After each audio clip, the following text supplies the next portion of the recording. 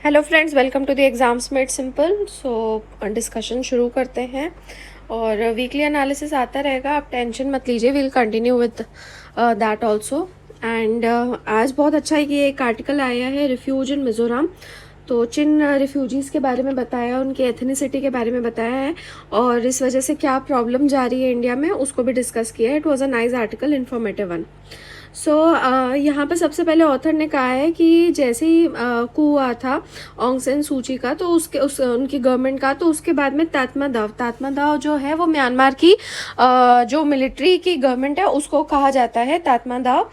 वो काफ़ी ज़्यादा मतलब रैम्पेज पे चली गई है और एथनिक जो नेटिव्स हैं उनको काफ़ी ज़्यादा उनकी किलिंग कर रही है और करीब 500,000 म्यांमारीज जो हैं वो डिस्प्लेस हो चुके हैं कंट्री के अंदर ही। और इसी में ही जो एथनिक चिन है, चिन, अब एथनिसिटी आप याद रखना, तो 50,000 से ज़्यादा चिन जो हैं वो बाहर रिफ्यूज सीख कर रहे हैं। तो इसमें डेथ एस्टिमेट्स भी इन्होंने निकाले, जैसे ह्यूमन राइट्स वॉच ने कहा है कि करीब 1700 डेथ हुई हैं, तो पर एग्जैक्ट एस्टिमेट अभी हमको नहीं पता है।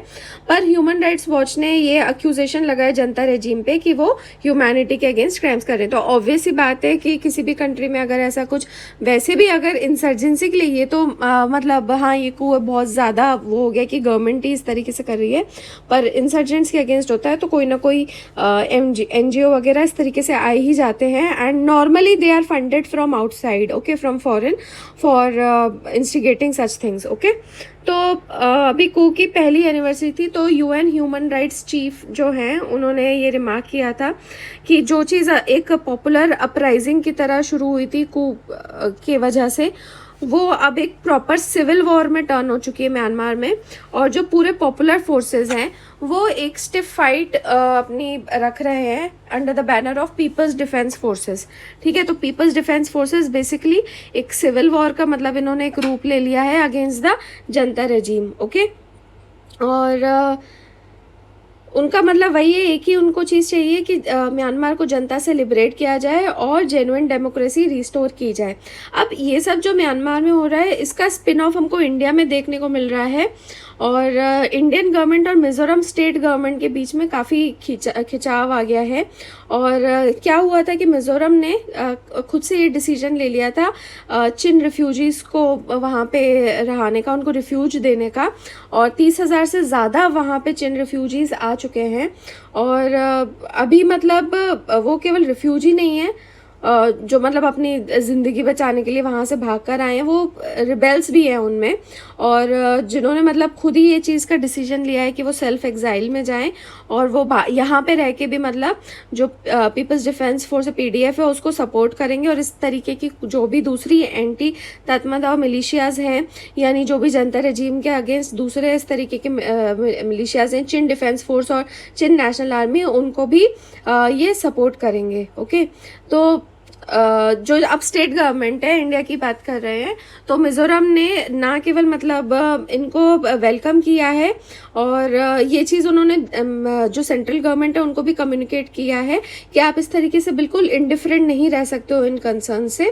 तो MHA ने, जो होम मिनिस्ट्री है, उन्होंने ये एडवाइजरी भी जारी करी थी कि जो नॉर्थ ईस्टर्न स्टेट्स हैं जैसे अरुणाचल प्रदेश, मणिपुर, नागालैंड और मिज़ोरम, जो म्यांमार से अपनी बॉर्डर शेयर करते हैं, उनके पास में कोई पावर नहीं है रिफ्यूजी स्टेटस ग्रांट करने का to any foreigner. Please remember this कि इन्होंने ये एडवाइजरी जारी करी है, जो भी ये बॉर्डरिंग स्टेट्स है, they do not have powers to grant refugee status to any foreigner, okay.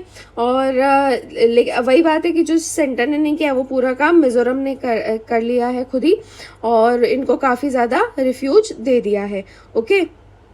तो जो सेंटर इतना टफ स्टैंड ले रहा है उसका रीज़न है जियोपॉलिटिकल कंसिडरेशंस, है ना। लेकिन अब वो रीज़न क्या दे रहे हैं कि इंडिया ने जो 1951 का UN कन्वेंशन है on the status of refugees, उसको रेटिफाई नहीं किया है और इसलिए उनको रिफ्यूज नहीं दे सकते। तो ये मतलब ऐसे ही बोल रहे हैं।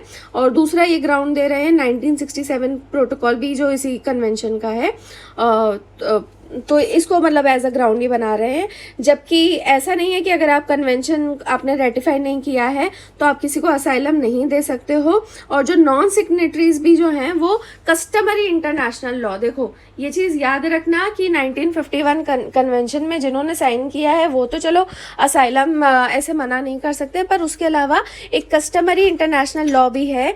मतलब आप जो भी इस तरीके से रिफ्यूजीज वगैरह आते हैं तो जो कंट्रीज हैं they have to follow the principle of non refoulement. Principle of non refoulement क्या होता है कि आप उनको ऐसे वापस नहीं भेज सकते, ओके।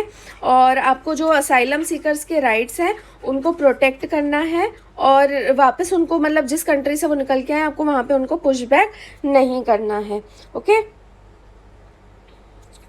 तो अब स्टेट गवर्नमेंट इतना ज़्यादा सेंटर के ऑर्डर्स को क्यों डिफाई कर रही है, उसका रीज़न है मीज़ोज और चिन्स के बीच की कॉमन हिस्ट्री का, और वो आपस में बहुत स्ट्रॉन्ग एथनिक बॉन्ड भी शेयर करते हैं जो कि इंडिपेंडेंस से भी पुराना है, क्योंकि ये दोनों जो आते हैं they both come from a larger जो ट्राइब।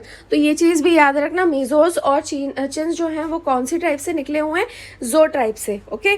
और इसके अलावा दोनों कॉमन रिलीजन भी शेयर करते हैं, दैट इज़ क्रिश्चियनिटी। मीज़ोज भी जो है वो प्रीडोमिनेंटली क्रिश्चियंस हैं और चिन भी जो है वो क्रिश्चियंस हैं, जबकि म्यांमार जो है वहाँ पे बुद्धिस्ट मेजॉरिटी, ओके। और वैसे मतलब जो पूरा मिज़ोरम और म्यांमार का बॉर्डर है वो ज़्यादातर अनफेंस्ड है, वहाँ पे फेंसिंग नहीं है, इसलिए लोग जो हैं वो फ्रीली आते जाते रहे हैं। और फ्री मूवमेंट रजीम भी जो हुई थी 2018 में इंडिया और म्यांमार के बीच में, उसने इस प्रैक्टिस को लीगलाइज किया है। तो मीज़ोज और चिन्स दोनों को ये इजाज़त है कि वो बॉर्डर के पार 16 किलोमीटर तक जा सकते हैं और वहाँ पे 14 दिन के लिए रह सकते हैं, ठीक है। तो ये फ्री मूवमेंट रजीम 2018 किसके बीच में है, इंडिया और म्यांमार के बीच में। मीज़ोज और चिन्स के लिए 16 किलोमीटर दोनों तरफ जाके आप 14 दिन तक रह सकते हो, ओके। और इसकी वजह से काफ़ी ईज़ ऑफ मूवमेंट रहा है। और मतलब आए दिन जो वही है जो बॉर्डर पे रहते हैं लोग इधर से उधर जाते रहते हैं अपने रिलेटिव से मिलने जुलने, और क्रॉस बॉर्डर मैरिजेस भी वहाँ पे बहुत कॉमन है, और ट्रेड वगैरह भी जो है वो इनके बीच में चलता रहता है, ओके। और इसके अलावा ना एक बहुत लंबी हिस्ट्री म्यूचुअल एम्पैथी और सॉलिडेरिटी की भी। तो जैसे 60s से 80s में क्या हुआ था कि जो मीज़ो नेशनल फ्रंट है जो उस टाइम पे सेसेशन के लिए, इंडिया से अलग होने के लिए उस टाइम पे लड़ रहे थे लोग, तो इनको चिन पीपल ने काफ़ी ज़्यादा सपोर्ट किया था और इनको वही जैसे हम यहाँ पे दे रहे हैं वैसे उनको भी वहाँ पे रहने का दिया था, ठीक है। और उसी तरीके से जब 1988 में प्रो डेमोक्रेसी मूवमेंट हुई थी म्यांमार में, और उस टाइम पे भी मतलब जनता रजीम थी, तो चिन्स के ऊपर काफ़ी ज़्यादा ब्रूटलिटी होती थी, ओके। तो कई सारे लोग चिन स्टेट से आ गए थे म्यांमार में, ये चिन स्टेट वहाँ से आ गए थे मिज़ोरम, और फिर वो यहीं पे रहे और धीरे धीरे यहाँ पे ही ढल गए हैं। जो मीज़ो सोसाइटी है उसी के सोशल फैब्रिक में ढल गए हैं। तो अब कहीं ना कहीं सेंटर ने इस सेंसिटिविटी को गेज कर लिया, ऐसा ऑथर का कहना है। और लेकिन उन्होंने एक सजेशन दिया है कि और अच्छा रहेगा कि अगर वो रिफ्यूजीज़ को ओन अप कर लें और स्टेट गवर्नमेंट को और हेल्प करें ताकि वो रिलीफ वर्क में सपोर्ट उनको मिल सके, क्योंकि वो स्टेट ज़्यादा टाइम तक खुद से ये चीज़ नहीं चला पाएगी। और जैसी सिचुएशन अभी म्यांमार में है, जितनी वोलेटाइल है, तो चिन रिफ्यूजीज़ अभी हो सकता है कि ज़्यादा टाइम तक यहीं पे रुके रहें, ओके। अब एक्सप्लेन सेक्शन में ये एक आर्टिकल आया था on 3 terms for troubled global economy. तो यहाँ पे 3 इंपॉर्टेंट टर्म्स डिस्कस किए गए हैं। अभी यूएस का क्या है कि वहाँ पे इन्फ्लेशन रेट बहुत ज़्यादा बढ़ गया, 9.1% है, जो कि पिछले 40 साल का हाईएस्ट है। तो अब जो एक्सपर्ट्स हैं उन्होंने कहा है कि इन्वर्जन जो है यूएस यील्ड कर्व का वो अभी मतलब सॉफ्ट, उसकी वजह से फेडरल रिजर्व जो है वो सॉफ्ट लैंडिंग अचीव नहीं कर पाएगा। तो यही जो शब्द है ना, यील्ड कर्व और सॉफ्ट लैंडिंग, यही यहाँ पे डिस्कस किए हैं। और डॉलर जो है वो फिर भी अभी गेन कर रहा है बाकी करेंसी से। तो जो रिवर्स करेंसी वॉर लग रहा था, ये तीसरा टर्म है रिवर्स करेंसी वॉर।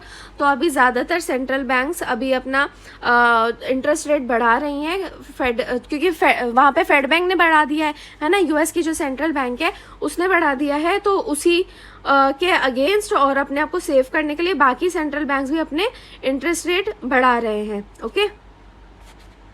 तो ये यील्ड इन्वर्जन, सॉफ्ट लैंडिंग और रिवर्स करेंसी वॉर, ये क्या टर्म्स है, ये यहाँ पे डिस्कस किए गए हैं। तो सबसे पहले है बॉन्ड यील्ड कर्व इन्वर्जन। तो आप ध्यान से इसको सुनिएगा, थोड़ा सा ये डिफिकल्ट लगेगा, लेकिन आप एक दो बार इसको थोड़ा रीड भी करोगे तो आपको समझ में आ जाएगा, ठीक है। और वैसे काफ़ी ईजी लैंग्वेज में यहाँ पे बताया गया है, और इसलिए हम लोग डिस्कस कर रहे हैं कि काफ़ी इंपॉर्टेंट टॉपिक्स है ये।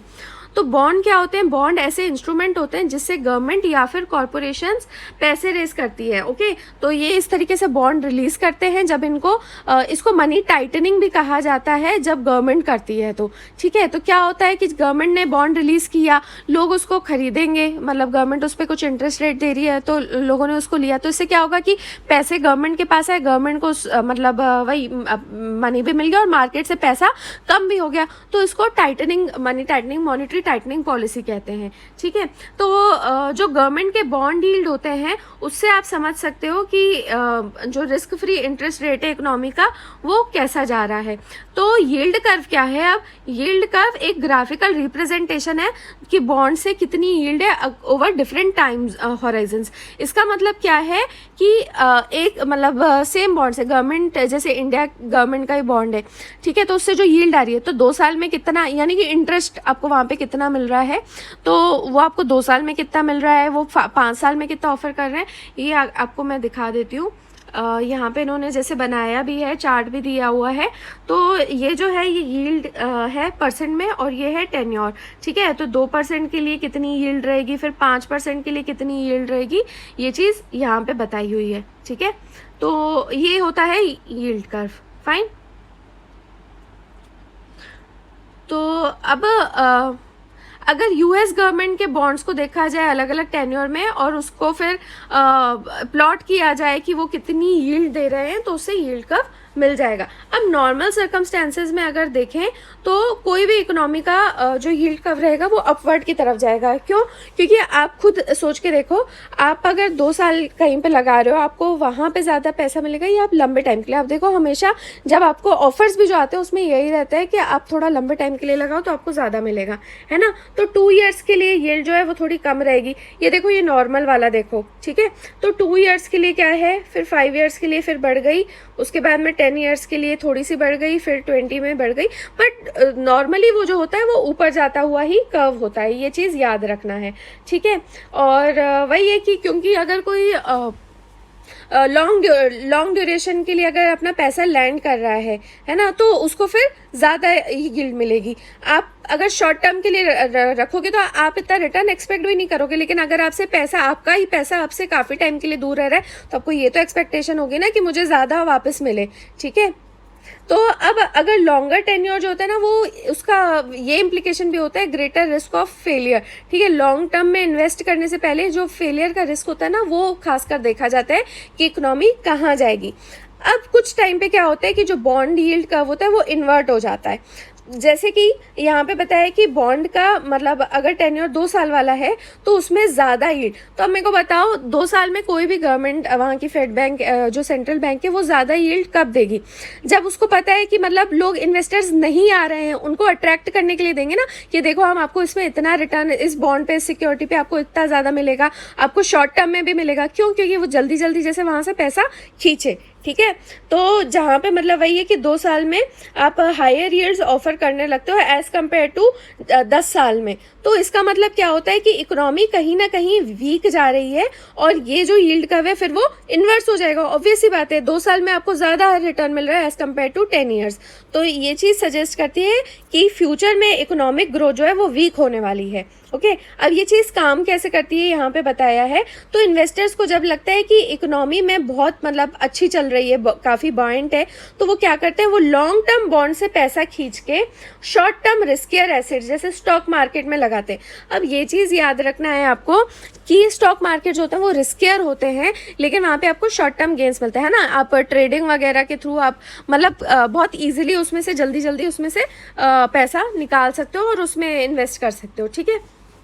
तो ऐसे केस में क्या होता है, जब मतलब मार्केट अच्छा चल रहा होता है और आपने स्टॉक मार्केट में लगाया होता है, तो ऐसे टाइम पे जो नॉर्मल लॉन्ग टर्म बॉन्ड्स है उनके प्राइसेस गिर जाते हैं, है ना, क्योंकि उनकी कोई वहाँ पे डिमांड नहीं होती है, तो वहाँ पे यील्ड जो होती है यानी इफेक्टिव इंटरेस्ट रेट वो बढ़ जाता है। तो ये चीज़ आपको याद रखनी है कि बॉन्ड प्राइस और बॉन्ड यील्ड जो होते हैं वो इन्वर्सली रिलेटेड होते हैं। देखो मैं आपको एक चीज़ बता देती हूँ कि ये जो यील्ड होती है, ठीक है, बॉन्ड यील्ड जो होती है उसका न्यूमेरिकल फॉर्मूला होता है, एक टर्म होता है कूपन, ओके। तो जो कूपन रेट होता है वही इंटरेस्ट है, इंटरेस्ट जो ऑफर किया गया है। तो yield is basically interest rate offered divided by उस बॉन्ड का प्राइस, ठीक है, बॉन्ड प्राइस। तो अब बताओ कि अगर इंटरेस्ट रेट ऊपर नीचे जाएगा तो यील्ड भी सेम रहेगा, उससे डायरेक्टली प्रोपोर्शनल रहेगा, लेकिन बॉन्ड प्राइस के साथ में यील्ड जो है वो इन्वर्सली प्रोपोर्शनल रहती है, ठीक है। तो ये चीज़ याद रखनी है आपको कि यील्ड और bond prices they are inversely related, okay.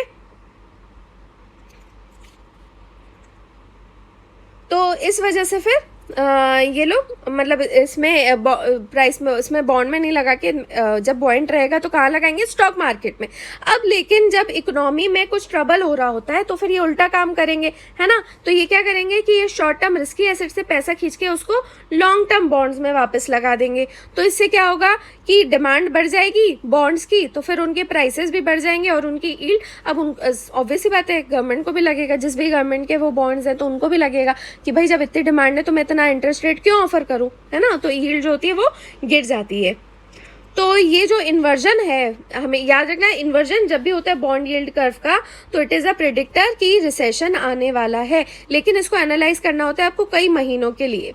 और ऐसा जो इन्वर्जन है ये अभी मतलब यूएस में कंटिन्यूसली देखा जा रहा है, तो इसलिए ये कहा जा रहा है कि अभी रिसेशन यहाँ पे भी आ सकता है। तो हालांकि अभी जो इंटरेस्ट रेट है हम देख रहे हैं फेड कैसे बढ़ाता जा रहा है, और वही है कि मतलब अपनी इकोनॉमिक एक्टिविटी को किसी तरीके से थोड़ा सा मतलब वही कोशिश करें संभालने की कि वो रिसेशन में ना जाए। तो अब यहाँ पे सेकंड कंसेप्ट है सॉफ्ट लैंडिंग, और इसी से जुड़ा हुआ है हार्ड लैंडिंग। तो ये जो मॉनेटरी टाइटनिंग है ये मैंने आपको बताया था जो अभी ये फेड कर रहा है ना। तो इससे आप क्या कर रहे हो कि आप ना केवल मनी सप्लाई को रिड्यूस कर रहे हो बट आप कॉस्ट ऑफ मनी भी बढ़ा रहे हो, है ना। देखो आपने इंटरेस्ट रेट बढ़ा दिया, इसका मतलब क्या है कि आप हमसे बॉन्ड खरीदो, हम आपको उसका, आप जो पैसा दे रहे हो उसका हम आपको ज्यादा देंगे, यानी आपके पैसे की कॉस्ट हमने बढ़ा दी, है ना। तो ये जो किया जा रहा है ये किसी तरीके से महंगाई को, इन्फ्लेशन को कंट्रोल करने के लिए किया जा रहा है, ओके। तो जब अगर सेंट्रल बैंक सक्सेसफुल हो जाती है कि वो इकोनॉमी को केवल स्लो डाउन करे इस तरीके से रेट बढ़ा के, पर वहाँ पे रिसेशन ना आने दे उस कंट्री में, तो उसको सॉफ्ट लैंडिंग कहा जाता है, ताकि नो वन गेट्स हर्ट। और अगर उसके एक्शंस जो हैं सेंट्रल बैंक के उसकी वजह से अगर रिसेशन आ जाता है तो उसको हार्ड लैंडिंग कहा जाता है, ओके। अभी जो मतलब यूएस का इन्फ्लेशन रेट है वो 9% आ गया, जबकि इनका टारगेट 2% का है। इसलिए अभी हो सकता है कि फेड को अग्रेसिव मॉनेटरी टाइटनिंग करनी पड़े, यानी कि वहाँ पे हार्ड लैंडिंग की पॉसिबिलिटीज हो सकती हैं। फाइन, लास्ट कंसेप्ट है यहाँ पे रिवर्स करेंसी वॉर। तो अब क्या है कि क्योंकि फेड ने मतलब बढ़ा दिया, इंटरेस्ट रेट बढ़ा दिया है, तो हमने पहले भी बताया कि बाकी इन्वेस्टर्स क्या कर रहे हैं, बाकी मार्केट से पैसा निकाल के वो अब यूएस में इन्वेस्ट कर रहे हैं, है ना। तो अब कायदे से देखा जाए तो इसमें सबसे ज़्यादा फायदा किसको होगा, जब भी अगर जैसे हम यहाँ रुपये की बात करें तो जिस भी कंट्री की करेंसी जो होती है वो वीक होती है, सपोज अगर रुपये वीक होगा तो उस केस में याद रखना कि एक्सपोर्टर्स को फ़ायदा मिलता है, ठीक है। तो अब यहाँ पे यही कह रहे हैं कि क्योंकि फेड अपना इतना वो रेट बढ़ा रहा है तो डॉलर इतना स्ट्रांग हो रहा है, तो इसकी वजह से दूसरी कंट्रीज इसलिए खुश होंगी क्योंकि उनकी लोकल करेंसी वीकन हो रही है ना। तो इसलिए उनके एक्सपोर्ट ज़्यादा कॉम्पिटिटिव, भाई अब एक्सपोर्टर्स काय में कमाएंगे, अब डॉलर में कमाएंगे। अब डॉलर इतना महंगा हो गया तो बोलेंगे भाई आने दो, डॉलर के बदले में मतलब रुपीज़ वही है, वीक है तो ज़्यादा रुपये आएगा, है ना। तो यूएस ने इस चीज़ के लिए पहले मतलब कई बार अक्यूज भी किया है कंट्रीज को कि वो जानबूझ करके अपनी करेंसी को ऐसे वीकन कर देते हैं डॉलर के अगेंस्ट, ताकि उनको यूएस से ट्रेड सरप्लस मिले, है ना। तो ये ट्रेड सरप्लस हो जाएगा, तो इसको कहा जाता था करेंसी वॉर। लेकिन अभी क्या हो रहा है कि हर कंट्री जो है वो अपना रेट कम नहीं होने दे रही है, बल्कि फेड को काउंटर करने के लिए वो लोग भी अपना इंटरेस्ट रेट बढ़ा रहे हैं, है ना, ताकि वो ज़्यादा वीक ना हो। तो अब इसमें क्यों कर रहे हैं ऐसा? क्योंकि देखो कई सारे रीज़न है। अगर मैंने आपको एक चीज़ बोली कि अगर आपकी करेंसी वीक रहेगी, अगर रुपी वीक रहेगा तो एक्सपोर्टर्स को मजा आएगा, नुकसान किसको को? इम्पोर्टर्स को। तो वही बात है कि जो भी मतलब ऑयल वगैरह, क्रूड ऑयल वगैरह, दूसरी कमोडिटीज़ जो इम्पोर्ट की जाती हैं वो सारी चीज़ें महंगी हो जाती हैं, है ना। तो इसलिए मतलब इंटरेस्ट रेट बाकी कंट्रीज़ भी बढ़ाने लगती हैं कि इम्पोर्ट पे इतना ज़्यादा असर ना पड़े। तो वही है कि उसमें भी अलग रिस्क होते हैं कि आप बाकी कंट्रीज़ भी अगर रेट बढ़ाएंगी तो उनके ऊपर भी आ जाएगा कि भाई सॉफ्ट लैंडिंग हो रही है कि हार्ड लैंडिंग, तो उस केस में बाकी कंट्रीज़ भी रिसेशन में जा सकती हैं। ठीक है, तो अब ये आज का लास्ट टॉपिक है क्लियरिंग सीएम्स फॉरेन ट्रिप्स। तो एक्चुअली में अभी केजरीवाल ने अप्लाई किया रहा होगा सिंगापुर में, उनको वर्ल्ड सिटी समिट अटेंड करनी थी, सॉरी, तो उनको सबमिट वो क्लियरेंस नहीं मिला है। तो यहाँ पे डिस्कस किया गया है कि सीएम्स के लिए, फिर मिनिस्टर्स के लिए और बाकी गवर्नमेंट सर्वेंट्स वगैरह के लिए क्या क्लियरेंसेस चाहिए होते हैं। तो आप भी आगे जैसे बनोगे तो आपको भी पता होना चाहिए कि कहाँ कहाँ से क्लियरेंस लेना होता है। ठीक है, तो सबसे पहले तो कैबिनेट सेक्रेटेरिएट को बताना होता है। तो इसके लिए एक सर्कुलर आ चुका है कि कैबिनेट सेक्रेटेरिएट और मिनिस्ट्री ऑफ एक्सटर्नल अफेयर्स को इन्फॉर्म करना होता है, भले आपकी मतलब फॉरेन विजिट के लिए, भले वो ऑफिशियल हो या फिर प्राइवेट हो। तो इसके लिए चीफ मिनिस्टर और मिनिस्टर्स ऑफ स्टेट गवर्नमेंट्स और यूटीज़ को ये चीज़ बतानी पड़ती है। और इसके अलावा प्रायर पॉलिटिकल क्लियरेंस और FCRA क्लियरेंस भी मैंडेटरी है। FCRA is foreign contribution regulation act, और जो ये इनकी एप्लीकेशन होगी वो डिपार्टमेंट ऑफ इकोनॉमिक अफेयर्स में भी जाती है। तो अब पॉलिटिकल क्लियरेंस जो है, याद रखना पॉलिटिकल क्लियरेंस कौन देता है? वो मिनिस्ट्री ऑफ एक्सटर्नल अफेयर्स देती है। और ये ना केवल पब्लिक सर्वेंट के, पर कोई भी गवर्नमेंट सर्वेंट यदि फॉरेन ट्रिप पे जाना चाहे तो उसको ये क्लियरेंस लेना ज़रूरी है। और ये कई सारे फैक्टर्स, अब आपको क्लियरेंस मिलता कैसे, कई सारे फैक्टर्स पर डिपेंडेंट है। जैसे कि आप किस इवेंट के लिए जा रहे हो, कि क्या लेवल ऑफ पार्टिसिपेशन रहेगा बाकी कंट्रीज़ का, फिर किस तरीके से आपको इन्विटेशन दिया गया है, फिर होस्ट कंट्री से आपके रिलेशंस इंडिया के कैसे हैं। और इसके लिए एक ई पॉलिटिकल क्लियरेंस का पोर्टल भी बनाया गया है, 2016 में बनाया था, epollclearance.gov.in। और फिर क्लियरेंस दिया जाता है बाकी मिनिस्ट्री डिविजन्स के साथ कोऑर्डिनेट करके। तो उसके लिए एक अलग से कोऑर्डिनेशन डिवीजन भी इन्होंने बनाया है।